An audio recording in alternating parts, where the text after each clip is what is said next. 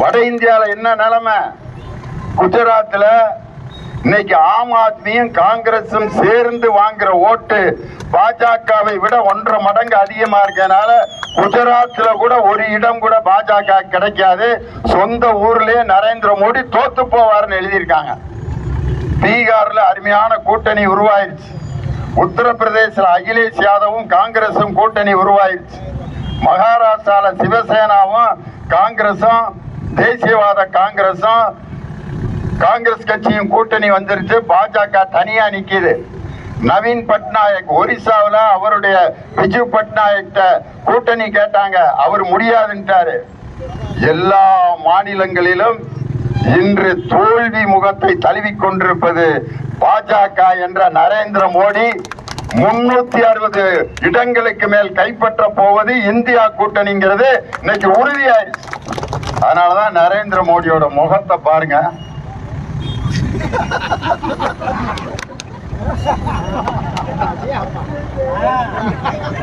தோத்துருவோங்கிறது அப்படியே முகத்துல எழுதி ஒட்டி இருக்கு. அதனாலதான் ஒரு டிரைவர் இருந்தா வண்டி ஓட்டிட்டு வர்றாரு. அந்த டிரைவர் முகத்தை பார்த்தா என்ன அருமையா இருக்கு பாருங்க. நாமக்கல் போயிட்டு இருக்கு வண்டி, ஜம்முன்னு இருக்காரு.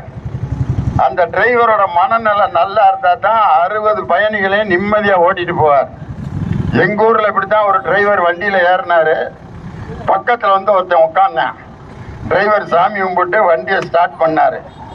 அவன் பக்கத்துல வந்து வண்டி போயிரும்ல அப்படின்னா, போறதுக்கு தாண்டா ஓட்டிக்கிட்டு இருக்கேன், உனக்கு ஏன்டா அப்படி ஒரு சந்தேகம்? அண்ணே நீ ஓட்டுறத பார்த்தா போறதுக்கு ஓட்டுற மாதிரியே தெரியலண்ணே அப்படின்னு கொஞ்சம் கொஞ்சமா பயமுறுத்தலை உண்டு பண்ணிட்டான்.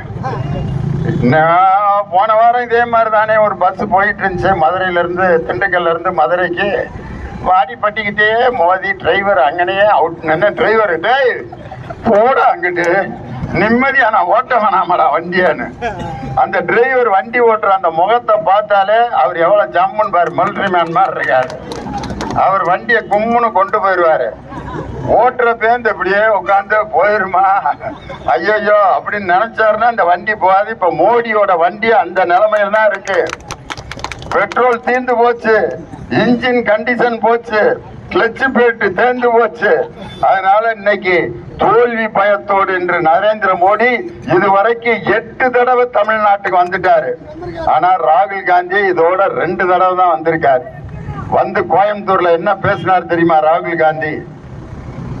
அந்த கார்ல இருந்து இறங்கி ஓடி ஒரு சின்ன செவரை தாவி குதிச்சு ஒரு ஸ்வீட் கடையில போய் ஸ்வீட் பாக்ஸ் வாங்கிட்டு வந்து நம்ம தலைவர் மு.க. ஸ்டாலினுக்கு கொடுத்துட்டு, மை எல்டர் பிரதர், எங்க அண்ணன் அப்படின்னு சொல்லி கட்டி பிடிச்சாரு. இதுக்கு பேர் கூட்டணியா?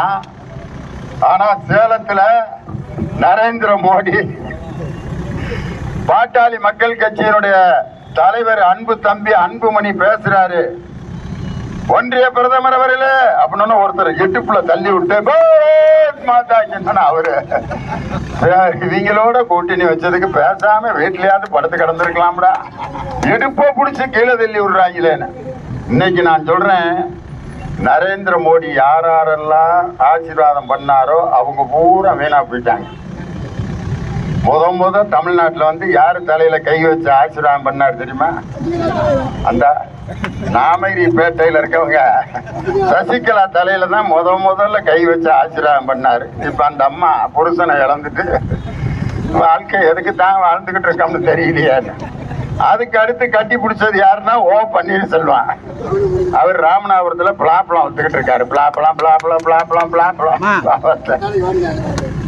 அதே மாதிரி மகாராஷ்டிரால உத்தவ் தாக்கரே கட்டி பிடிச்சாரு. அந்த கட்சி 3ஆ பிரிஞ்சு ஓடி போயிருச்சு. யாரெல்லாம் அவர் கட்டி பிடிக்கிறாரோ அந்த கட்சி பூரா வீணா போகுது. இன்னைக்கு ஒவ்வொரு மாநிலத்தில் இருக்கும் கட்சிகளை எல்லாம் அழித்து விட்டு பாரதிய ஜனதாங்கிற ஒரு கட்சி மட்டும்தான் இந்த நாட்டில் இருக்கணுங்கிற கனவோடு இருக்கிறார்கள். ஆனால் அதனாலதான் இன்னைக்கு ஒவ்வொரு முதல்வரையா கைது பண்ணிட்டு இருக்காங்க. அரவிந்த் கெஜ்ரிவால்ங்கிற முதலமைச்சரை கைது பண்ணாங்க.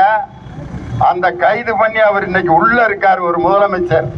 அவரை கைது பண்ணதுனால ஆம் ஆத்மிக்கு இன்னும் 10% ஓட்டு அதிகமா கிடைக்கும்னு எழுதி வச்சிருக்கான். அவர் வெளியில வந்து வேலையாவது செஞ்சிருப்பாரு. அவர் ஜெயில இருக்காருன்னு சொன்னா அந்த கட்சி தொண்டர்கள் மிகப்பெரிய வீரியத்தோட இன்னைக்கு வேலை பார்க்கறாங்க.